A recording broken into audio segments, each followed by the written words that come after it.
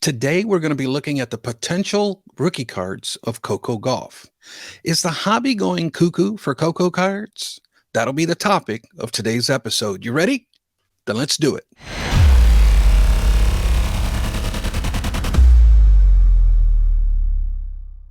Hello and welcome, rookie card collecting friends. Victor, the rookie card specialist, coming at you with another episode. And today, we're going to be honoring 19-year-old phenom Coco Gauff as she recently, in this past week, had this accomplishment.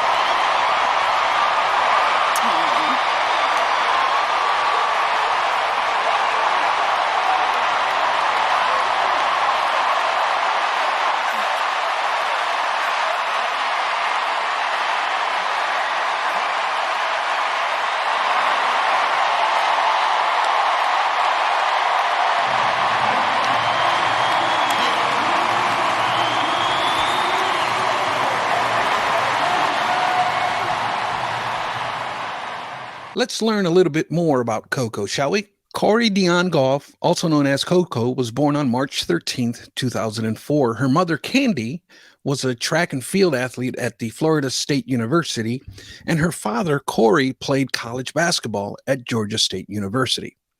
Coco began playing tennis at the age of 6, and at age 8, she worked with Gerard Luglo at High Performance Tennis Academy. Her parents were seeing her potential, doubled down, and by age 10 moved to France so that Coco could train at Mortaglu Academy, ran by Patrick Mortaglu, who just so happened to be longtime coach of Serena Williams. He says, "I'll always remember the first time I saw Coco. She impressed me with her determination, athleticism, and fighting spirit. When she looks at you and tells you that she will be number one, you can only believe it." In her short professional career, Coco has already won 6 WTA Tour titles, including a major at the US Open in 2023. Now, Coco made her debut in March of 2019 at the Miami Open. Now, let's get into her cards, shall we? Now, some might think that just because she made her debut in 2019, that's an automatic. The 2019 Sports Illustrated for Kids is automatically her rookie card. But hold on a minute, because it's not that simple. There is no RC logo on this card. There is no licensing rights on the back, and it's not pack pooled, and it doesn't come from a base set. Now, I've made videos on the Sports Illustrated before, and I'll probably leave a link to it at the end of this video. Now, I can tell you from my 34, almost 35 years of experience in the hobby that Sports Illustrated cards have never really been deemed as a rookie card per se.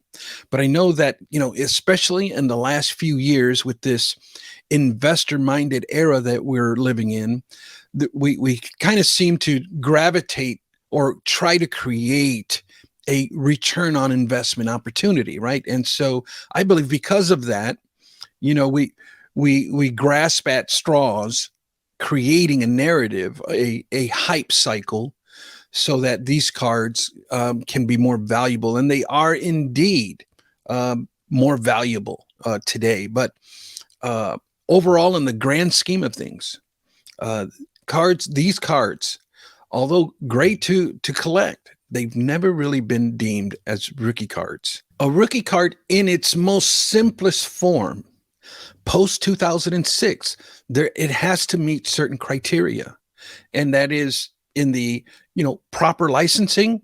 It has to be when the player reaches a pro level, and also it has to have a rookie card identifier on the card front to eliminate confusion. And these rules were established by the legal authority. And this is at its simplest core form. But here's the caveat in it.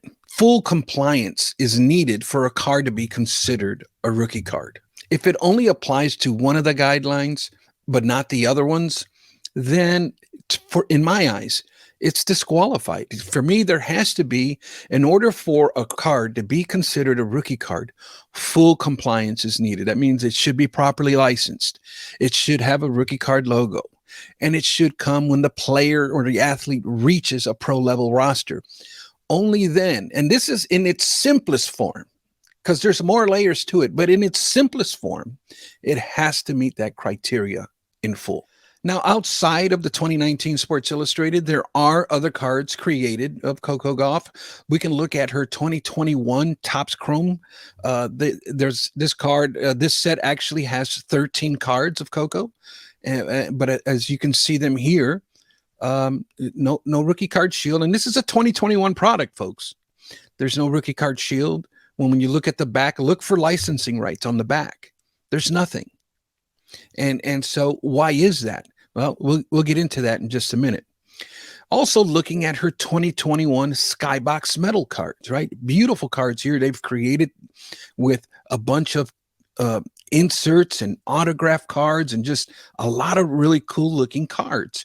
And it actually made 22 cards of her in this product. But now, even looking at this one, if you see here, it's missing the key elements that make it a rookie card. And let's look at the 2021 Upper Deck Goodwin's Champions. They've created 39 cards of her in this set in a wide variety of flavors. Great cards, beautiful cards to own. Don't get me wrong here. But if you look here, no rookie card shield either. There's no licensing by anybody. And I suppose an argument can be made that, well, it was she signed a personal contract with Upper Deck, Skybox, and Topps. Well, that's fine, but see, the established authority didn't say that's not part of the equation. There is no amendment stating that it's a rookie card if we go ahead and sign a separate contract. No, that's not the case because these cards do not fully comply with the legal guidelines. And so because these cards do not fully comply with the legal guidelines, I identify these cards as pre-rookie cards. But I'm getting ready to give you the why. And I think this is a key part that I was missing until I did some research. And I'm okay with like following rules per se, but give me the why. Don't give me because I said so. Well, because then I'm going to tell you to go pound sand, right? But if you can give me the why behind what we're doing, well, I'm more apt to respect it, right? So let's get into the why. A key element to know here is that on March 23rd of 2023, there was some news that was released. And I'm going to leave you a link to both these articles in the description down below. You can check them out if you want to get into it in the weeds a little bit deeper. But I'm going to simply summarize it for you here. In its simplest form, it tells us that Fanatics, the Professional Tennis Players Association, and Winners Alliance announced a new partnership to create an annual series of cards for the next 20 years. It goes on to say that men's and women's players will be represented in the sets, which will be made through the Topps brand. Now, the Professional Tennis Players Association is not a union. For this organization, tennis players are independent contractors and not employees of any league like the Association of Tennis Professionals for the Men or the Women's Tennis Association.